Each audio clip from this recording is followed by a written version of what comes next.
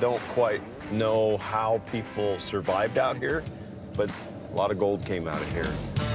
I'm rolling through the arid backyard of Southern California, 170 miles northeast of Los Angeles. The Mojave Desert. 31,000 square miles of magical sand and mountains that since the gold rush of 1849 has produced over $950 million of gold in today's money. This is a very gold-rich area. You can see mine holes, prospecting holes, exploratory holes. It's everywhere in these mountains. I'm in the Mojave, where estimates predict $300 million in desert gold is undiscovered. And I want to show you where and how to find some.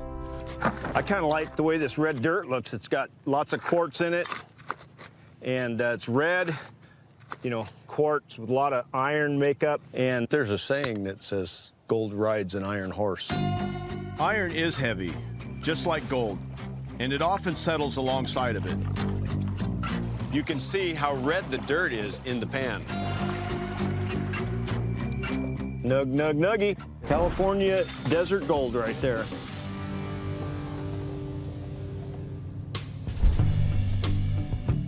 Nuggets aren't the only thing gold hunters are chasing in the 120-degree heat. The Mojave Desert is rich in mysteries. And one of the most incredible is the story of a billion-dollar lost river of gold, believed to be hidden beneath the Cocoa Leaf Mountains. Sometimes when you're looking for gold, you got to take a gamble. In 1934, while searching in caves beneath the Cocoa Leaf, prospector Earl Dorr claimed he'd discovered a gold-rich riverbed. He raised money from multiple investors to continue his exploration. But after 20 years, he failed to find the river again and died in 1957, leaving its whereabouts a mystery. Well, I'm a little apprehensive, a little skeptical, but it's worth the risk of spending some time and trying to figure out if it's valid or plausible. Over the last 60 years, hundreds of fortune hunters have tried to pick up where Earl left off. It's a wild donkey. You don't see that every day. If only I could speak donkey, he probably knows where that gold is. Hello there, strangers. You must be Ralph. Now, Ralph Lewis believes he is finally on the verge of a major discovery. Nice to meet you. Well, show me some of your information that you got there, would you? Oh, sure. Ralph began his quest for the truth behind Earl Dorr's legend over 40 years ago. I was 27 after I got out of the Army. Back then, I wasn't asking any questions about the legend. It was just activity. It was fun. It was my antidote for depression. I found markers on Cocoa Leaf. He joined an exploration group at Cocoa Leaf Mountain, 140 miles east of Randsburg, California. I volunteered over there, drilling, blasting tunnels, mapping, geological work, electronic surveys. And what have we found? And all the people that before me haven't found. Yeah. Zip. Okay. Now, I believe that Earl misled people for whatever reasons. So he was trying to be pretty secretive about the entrance to the Lost River of Gold. Absolutely.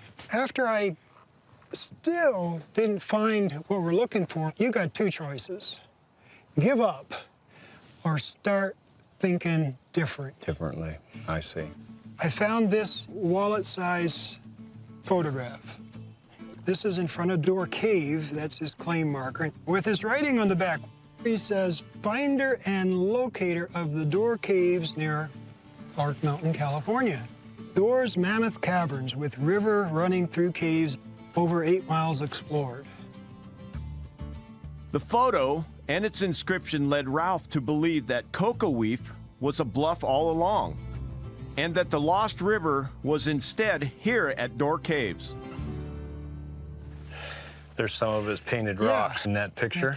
Not glaring. So do you think he was standing like right here? Right about here. That rock is right there. There's the painted rocks. Absolute proof this is Door Cave. I'm standing exactly where Earl Dorr was. 5 years ago, Ralph commissioned electronic surveys of this mountain. The results showed cavities inside that are similar to a drawing made by Earl Dorr of the Lost River Caves. I think at least some of the legend's true, because behind us here, what the electronic surveys suggest exists is further in than what Earl was able to tunnel. It's put a little meat on the bones, at least for the potential. I'd like to determine if Dorr was in fact tunneling from this spot to the cavities at the center of the mountain, or if this was just another abandoned mine shaft. This goes in 40 feet, And he went back in here to chase, but the shaft is over here to your right. because he cleaned all this out Yeah. for a reason. Yeah, This isn't natural. no. Okay, I'm gonna go down the shaft. I just gotta look.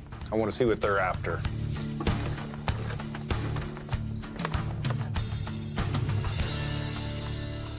I've seen that at underground mines where the old timers would chase a vein and dig it out. This is what they were mining, right here. This is their ore. You can see where they picked away right here. I guarantee you there's gold or silver. They didn't do this for nothing. There's got to be some value in this stuff. Sunshine.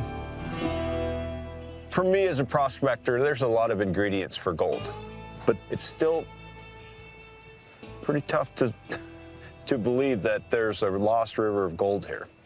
I'm just saying. I think they were prospecting and going after that vein structure, just the way it's all set up. It's just my opinion. I think Earl Dorr was here mining. Do you think it could have been doing this to show people that he was working and then continue to raise funds that way? He had a relative off toward Hollywood, Yeah. and their memory of Earl Dorr was he was always on the phone trying to raise money. Okay. Earl Dorr, as a scammer, seems most likely to me. But that doesn't mean Ralph's 40-year quest ends here. You know, for Ralph, maybe his joy comes from trying to find that lost treasure. Maybe this is his life's journey. Maybe it's his life's work. Someday, Ralph's gonna call me up and say, I found it. That would be cool.